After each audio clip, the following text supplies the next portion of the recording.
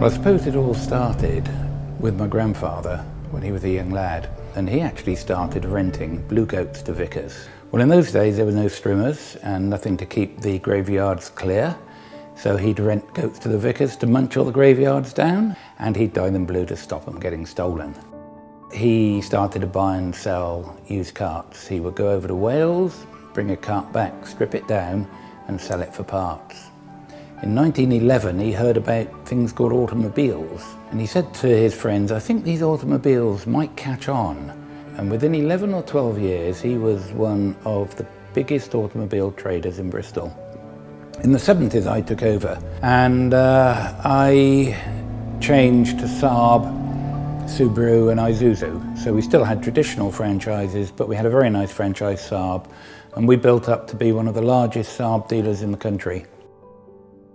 Over the last few years, we've really had a major change with the company, moving from our large city centre premises in Bristol and relocating out to this fabulous location that we've got here today, and pretty much starting again from scratch, changing from the franchises we had in Bristol in the main volume to a much more bespoke company with the sports cars, Morgan and Lotus that we have currently today.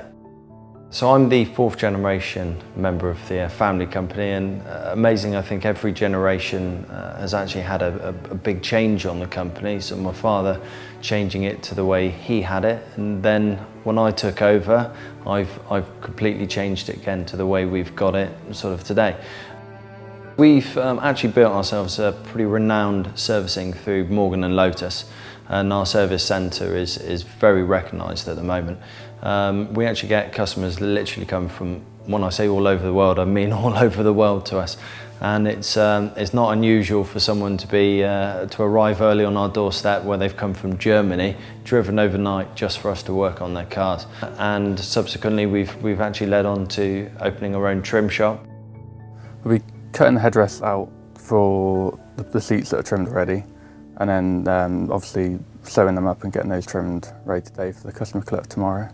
So delicate and intricate per car. Every car is going to be fully custom and different. There's not one out there that's the same. And they they know what they're expecting, but then when it's better than what they think, it's nice to know that, and get a fair few letters and emails and things, which is nice to say thank you for what's happened. So yeah, that's a good perk of the job, really. We actually also run our own race team here, which is probably one of my most favourite parts of the company. Getting to go to some pretty interesting places with some pretty interesting people.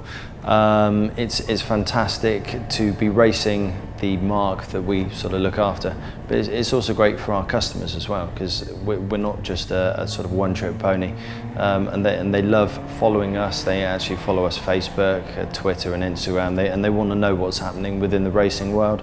And I think it gives our customers a lot of confidence as well. British is doing very well at the moment, and because of that, I think we've managed to build something pretty special here.